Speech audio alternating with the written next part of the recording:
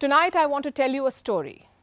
Once upon a time there was a king. Yes, it's that kind of a story. The king was called Raja Bhoj. He found a throne that belonged to King Vikramaditya. It was made of gold with 32 wooden statues. The king, Raja Bhoj, wanted to sit on the throne, but he couldn't.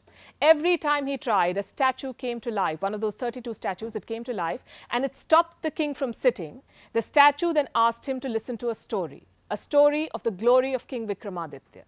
Every time there was a different story, but every story ended with the same question: are you worthy enough to sit on the throne of the great King Vikramaditya? And every time Raja Bhoj had the same answer: no, I'm not worthy of sitting on this throne. This happened repeatedly. The statues were impressed. They liked the humility of Raja Bhoj, so they blessed him. They let him sit on the throne of King Vikramaditya. This is a fable from the 11th century. It is called Sinhasan Battisi. Sinhasan means throne, Battis is 32. The title means 32 tales of the throne. And this wasn't just a storybook. This was a book of guidelines, a book of laws, if you like. Why am I telling you about this today?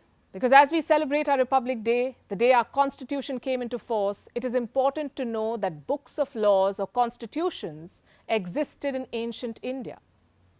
And while we may think that a constitution or a republic is a modern construct, a modern concept imported from the West, something like this existed in ancient India. Our history, in fact, is full of such stories and texts. Centuries ago, the concept of democracy existed in India. Prime Minister Modi has called India the mother of democracies. Bharat mother of democracy है और हमने भी और बिहार वासियों ने तो खास दुनिया में डंका बजाते रहना चाहिए कि we are a mother of democracy. Today, as we celebrate modern India's 74th Republic Day, I want to talk about books of laws and constitutions from our ancient past, as far back as the Vedic period. They had institutions like central assemblies to check the powers of the king. Books like the Rig Veda and Chandogya Upanishad talk about them. These assemblies had two houses, the Samiti representing the whole tribe and the Sabha with distinguished members, a bit like the upper and lower houses of parliament today. The Mahabharata refers to Ganaraja, meaning the rule of the republic. Now, we usually think of Greece as the birthplace of modern democracy, but even Greek records talk about republics in ancient India. Greek historian Diodorus Siculus has a very interesting account. He wrote about Alexander's invasion of India, 326 BC. Siculus said northwest India had republics that challenged Alexander's army. Perhaps the oldest book of laws in India is the Arthashastra, believed to have been written in the 4th century BC. The author was Kautilya, also known as Chanakya. He wrote about all aspects of governance and defined the 7 elements of a state. Then there was a Dharmashastra, written around 600 BC, according to some accounts. It talks about the 4 different stages of a lawsuit. You file a complaint, the defendant responds, the jury deliberates, and finally the judge speaks, a lot like a modern-day court hearing. India was practicing all of this centuries ago. Then we have the Brihaspati Smriti. It talks about the hierarchy of courts, amazingly similar to modern-day legal systems. At the lowest level was the family arbitrator. Stage 2, a court with a judge. Stage 3, the court with the chief justice. And right at the top, the king's court. And the king was not the sole decision maker. He had counselors and judges. Their role is best described by Katyayana, a Sanskrit scholar, mathematician and priest. This is what he said: if the king wants to inflict upon the litigants an illegal or unrighteous decision, it is the duty of the judge to warn the king and prevent him. When the judge realizes that the king has deviated from equity and justice, his duty is not to please the king. For this is no occasion for soft speech. If the judge fails in his duty, he is guilty. All of this was practiced in India ages ago. In the centuries that followed, India was colonized. And after it won freedom, it wrote a new book of laws, a constitution. The year was 1949, and it was nothing short of a miracle. For a country as diverse as ours, with 88% of the population illiterate, it was a very big deal to write a constitution, and that too, the world's largest, 145,000 words. For perspective, the US Constitution has 4,400 words. The Indian one has 1,45,000. And this was just the first version. It has been amended 100 times. It has grown bigger each time. The book is divided into articles and schedules. Articles spell out a law. Schedules give supplementary information, a bit like an appendix in a book. So why is our law book so big? Because we have a big, diverse country. Our difficulty is how to make the heterogeneous mess that we have today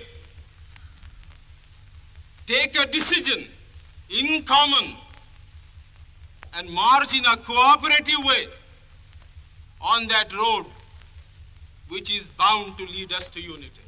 This was B.R. Ambedkar addressing the Constituent Assembly. What is the Constituent Assembly? The people who drafted the Constitution. And let me say this again, this was an extraordinary experiment. Today, diversity is a corporate buzzword. India aced it more than 70 years ago. This group that wrote the Constitution had 389 members from all parts of India. Then partition happened. Some went to Pakistan. 299 were left. They took 3 years to write the book. The original copies were not typed or printed. They were handwritten by a calligrapher called Prem Bihari Narayan Raizada. He wrote in English and Hindi, and he did it for free. What he wanted was his place in history. He wanted his name on each page of India's Constitution and his grandfather's name on the last page. The book he created was a piece of art. The pages were bound in black leather, embossed with patterns of gold. Each page was decorated by artists from Shanti Niketan, led by a man called Nandlal Bose. They depicted stories from Indian history, like the Indus Valley civilization, the struggle for independence, the Vedic period, a scene from the Mahabharata showing a discussion between Arjun and Lord Krishna. The section on fundamental rights has a sketch of Lord Ram, Sita and Lakshman returning from the Battle of Lanka. All of this is in our Constitution. It features Emperor Ashok talking about Buddhism, Lakshmi Bai, Akbar, Maratha ruler Shivaji, and Guru Gobind Singh, the 10th Sikh Guru. The laws in the book came from different sources, from at least 10 different countries. Principles like single citizenship, the cabinet, parliamentary system, they came from Britain. Fundamental rights, impeachment, independent judiciary came from the US. Concurrent list from Australia, directive principles from Ireland, federalism from Canada, fundamental duties from Russia, then USSR, and concepts of liberty, equality and fraternity came from France. Imagine undertaking a task like this, curating ideas from around the globe, tailoring them to the needs of India and building consensus in such a diverse group. I say it again, it was a miracle of sorts.